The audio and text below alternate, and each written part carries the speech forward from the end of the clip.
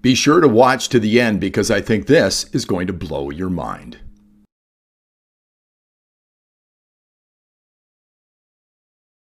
Hi, it's John and welcome to the channel. 5 a.m. Hope you're having a great start to your Thursday, August the 21st with the big blue mug of coffee.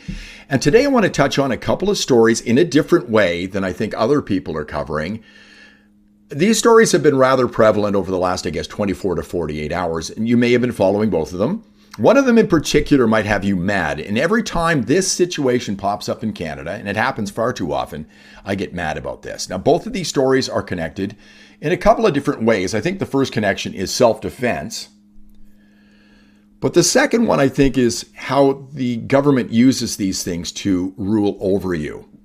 Okay? We'll get to that in just a moment. So what are the stories? The first story is this one. Now, this is from Juno News. Carney doubles down on Trudeau-era gun grab. Guest host Chris Sims exposes the Liberals' billion-dollar gun grab, an attack on private property that won't stop gang crime. Now, here is your public safety minister, Gary Ananda Sangari, tweeting out just yesterday on the same issue. Thank you to London Police Deputy Chief Trina McSween and the media office for hosting me and my colleague. We spoke about issues top of mind for Londoners and expanding the gun buyback program, an important step to keep Canadians safe. It does everything but keep Canadians safe. Taking guns away from law-abiding citizens does nothing to keep Canadians safe. Criminals do not hand in their guns. Okay, this is liberal think here. Now, what's the other story? Well, it's this story right here, and I have no doubt you've got some comments on this one. Doug Ford says something is broken after Ontario man charged with assaulting armed home intruder. Kawartha Lakes police say the alleged intruder suffered serious life-threatening injuries during an altercation with the occupant. My comments on this story in just a moment. I'm going to tie this in with a lot of things going on in this country as well that you're not going to see anywhere else. But let's give Doug Ford a little credit here. He's speaking out on this issue, which makes me really mad. Here he is speaking about it yesterday in a news conference. Did everyone hear about the story in Lindsay? So this criminal that's wanted by the police breaks into this guy's house. This guy gives him a beating, and this guy gets charged. And the other guy gets charged. But something is broken. I know if someone breaks into my house or someone else's, you're going to fight for your life. This guy has a weapon. You're going to use any force you possibly can to protect your family. I'm telling you, I know everyone would.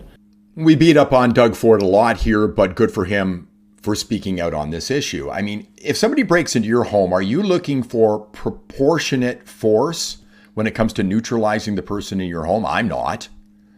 I immediately thought about the Triple S situation. And if you live on a cattle farm, you might know what Triple S means. I'm not going to say it here, but that's what I thought about. I'm not going to give a damn about the consequences. I'm going to neutralize that person, and that person is probably going to get beaten within an inch of their life. And you're probably the same way. This maddens me when I see stuff like this happening. And these things are connected. Gun control. And you have no right to self-defense. Justin Trudeau said we don't have a right to self-defense in our Constitution, and we should. But I think these things are connected in another way. This is the way I started thinking about things last night. This is going to blow your mind. These are just two things. But I thought I'd go to ChatGPT and list a lot of other things together that the Liberal government is doing and find out what the end game is here. So I recorded this earlier after putting this into ChatGPT. Let's find out what Chat had to say. Can you explain to me a government that seems to be consciously causing the following list of issues and tell me what the end game might be? Impose strict gun control, remove the right to self-defense and make it illegal, take control of the media, restrict movement of the public, limit free speech, run up massive government debt, control public education, drive up the cost of living, massively increase immigration, declare a crisis. And here's what ChatGPT had to say. The list you've given describes a government that isn't simply mishandling policy, but appears to be deliberately restructuring society to centralize power in its own hands. Each item weakens individual autonomy, strengthens state dominance, and destabilizes society in ways that make people more dependent on authority. Let's walk through it, then look at the likely endgame. Step by step. Number 1, impose strict gun control, removes the most direct form of resistance, ensures the government has a monopoly on force. Number 2, remove the right to self-defense and make it illegal, criminalizes personal independence, forces people to rely exclusively on the state for protection. Number 3, take control of the media, controls what people see, hear, and believe, turns journalism into propaganda, prevents alternative narratives from spreading. 4, restrict movement of the public, limits the ability to organize, protest, or escape, paves the way for surveillance systems, digital IDs, and travel restrictions. 5, limit free speech, silences critics, instills fear in the population about speaking openly, leaves only state-approved messages visible. 6, run up massive government debt, creates permanent economic instability, justifies higher taxes, inflation, or austerity, which increase control, transfers influence to elites and financial institutions aligned with the state. 7, control public education, shapes future generations into obedient citizens, rewrites history and civics to fit state ideology, weakens family, cultural, or religious influence in favor of loyalty to government.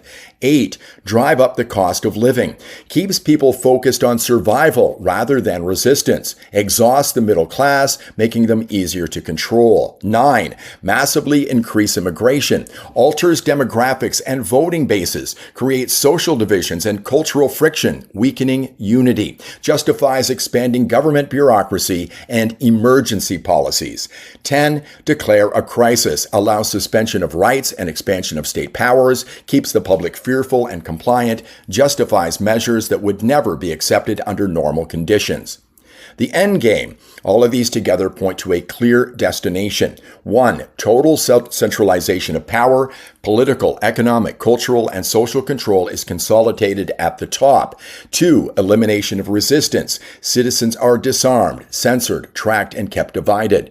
3, dependence on the state. People must rely on government for security, income, education, and even the truth itself. 4, rule by crisis. Emergency powers become permanent, ensuring the government can always expand its reach. The ultimate endgame is authoritarianism, a system where individual freedoms exist only when they don't threaten the regime. Sometimes this takes the form of soft totalitarianism, where people still think they're free, but every aspect of life is managed, or hard totalitarianism and open dictatorship. In either case, the goal is the same: control through dependency, fear, and division. What's happening right now are not the actions of a government that wants to govern for you. They're the actions of a government that wants to rule over you, to control you.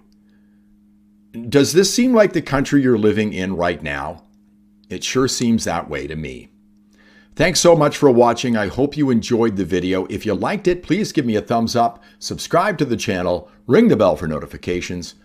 I'll see you in the next one.